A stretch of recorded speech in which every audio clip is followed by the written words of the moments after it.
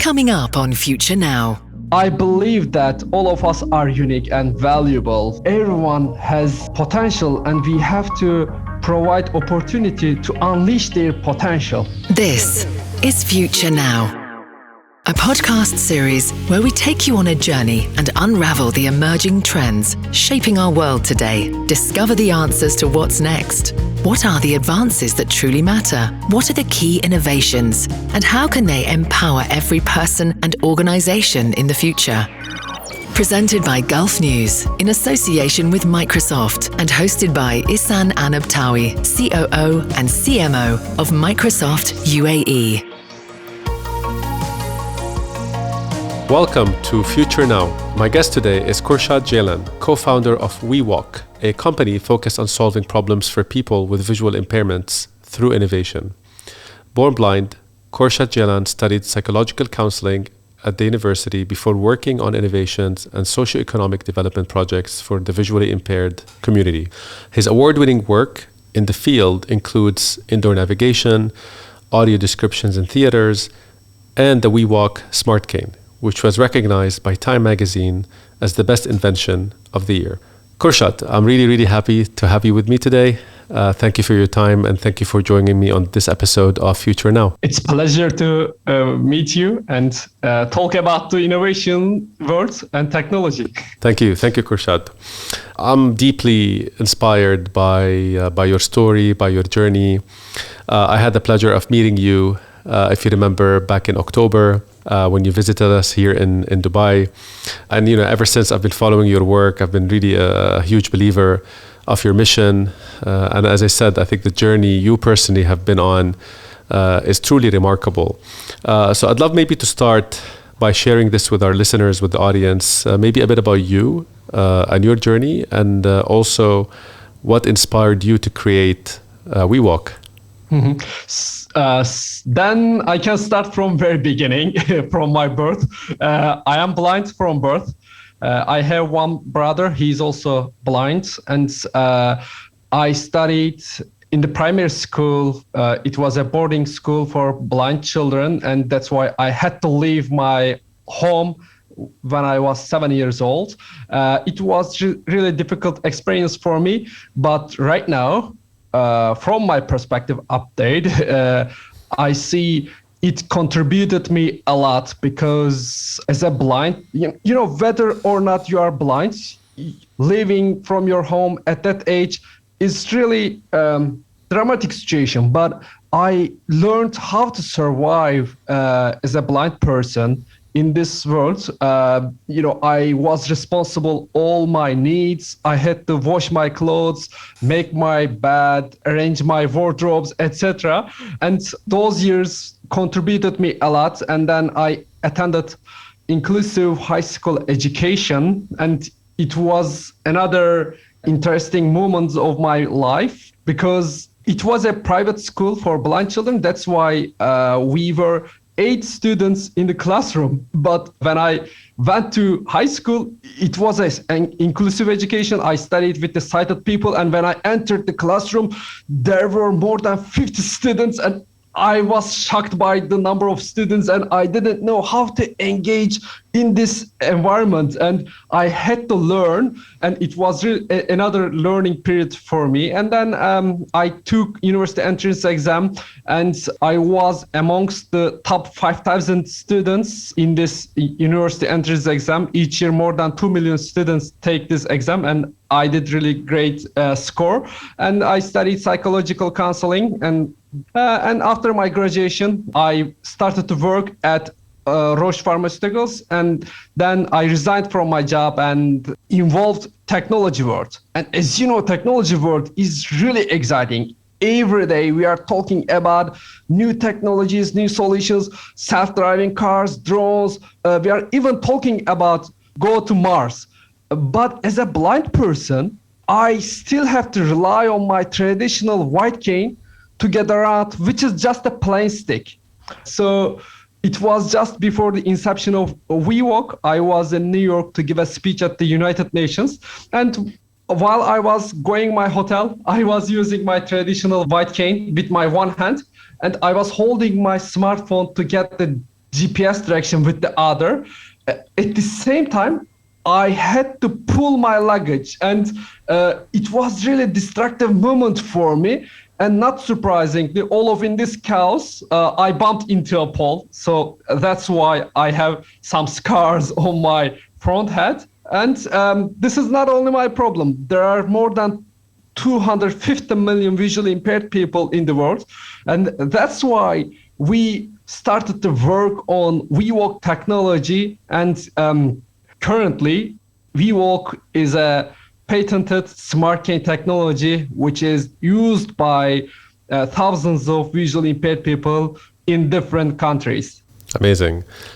What a story, Kursat. Again, I just truly admire the journey, right? And also you using your own experience, your own disability as a strength, right? To empower others and to also think, what can I do to improve the situation, not just for myself, but also for the millions of people that are visually impaired around the world. So truly fascinating. And I love what you said about the fact that technology is moving so rapidly. But what about impact, right? What about the basics of, day-to-day life? How do we help people navigate? How do we help people, get around, improve their daily lived experience through something, very, very simple, yet very advanced behind the scenes that uses technology in really unique ways. So I'd love to learn more about the product, right? I saw it when you were here in October. I know you guys are based out of Istanbul in Turkey, but you have the product available regionally and globally, and also here in the UAE. So I'd love to learn a bit more about it, the technologies that you deploy, how does it work, how does it really help people? WeWalk was incorporated at the beginning of 2020. We are a really young startup. And we are headquartered in London, UK, and we have team and office in Istanbul, Turkey, as you said. And WeWalk is a patented smart cane technology, and WeWalk detects overhead obstacles and alerts its users through haptic feedback and gives turn-by-turn navigation. The most importantly, it gains new features by integrating with smart city solutions. It means it's a evolving platform. Recently, we released new features. For example, while I'm walking on the street, I can hear the name of the stores, restaurants, cafes while I'm passing by. Also, while I'm waiting at the bus stop, I can get information about public transport's timelines and directly from my cane. So WeWalk Smart Cane has a touchpad on itself. So while you are walking in the street, you don't need to hold your smartphone. You can put into your pocket and you can manage all your information need through WeWalk's touchpad, as well as it has microphone and speaker for voice interaction. So visually impaired people, when they turned on WeWalk, they can hear the voice menu and they can navigate on this voice menu by swiping on touchpad. Also, WeWalk has gyroscope, accelerometer, compass in itself to provide more accurate navigation experience. Because sighted people also use different map applications, but they only tell turn right after 100 meters. But if you are a visually impaired person, you need more descriptive navigation explanation. Okay, I will turn right, but there might be two different streets on my right. Which one should I take? Is it going to be on the 3 o'clock direction or 1 o'clock direction? So WeWalk gives navigation experience to visually impaired people in such accuracy level. And day by day, it evolves, and we always improve it to make visually impaired people more independent. Great. And again, I remember when I met you, you were telling me that there's great innovation, of course, in the cane itself, in the hardware, but there's also a lot of innovation in the software that's used behind the scenes, including cloud services, artificial intelligence, data. I'd love to learn more about what type of services, what type of cloud services are you using? How did you deploy that into that smart cane solution? WeWalk is a software-enabled hardware technology. It means that, yes, as a cane, it's a hardware, but through Bluetooth, it pairs with our smartphones, and it has an application as well, and it can be updatable through its application, and it can integrate with the cloud systems. And we are so happy because WeWalk is a Microsoft AI for Good startup. And we specifically work together with Microsoft team to enhance the AI aspect of the WeWalk. Visually impaired people are trained how to use white cane. As you know, we are using white cane when we go out, and I am not taking my white cane randomly right and left. There are some techniques that I have to follow, but unfortunately, there is no technology to follow visually impaired people's mobility improvement. Do they use their white cane properly, or do they shake it randomly?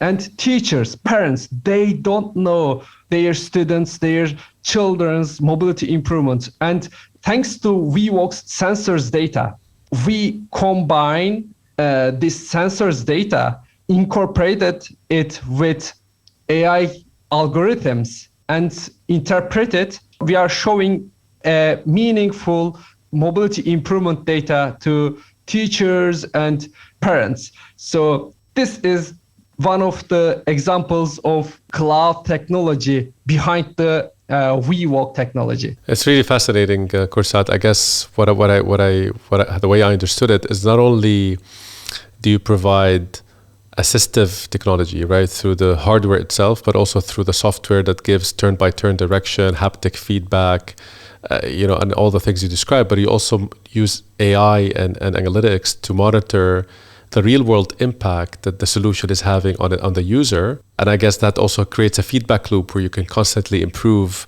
innovate, add features. It's just really phenomenal to see this play out in the real world on one piece of hardware, but having a full ecosystem, of cloud AI, analytics, data, apps, mobility behind it, which is just really, wonderful to see.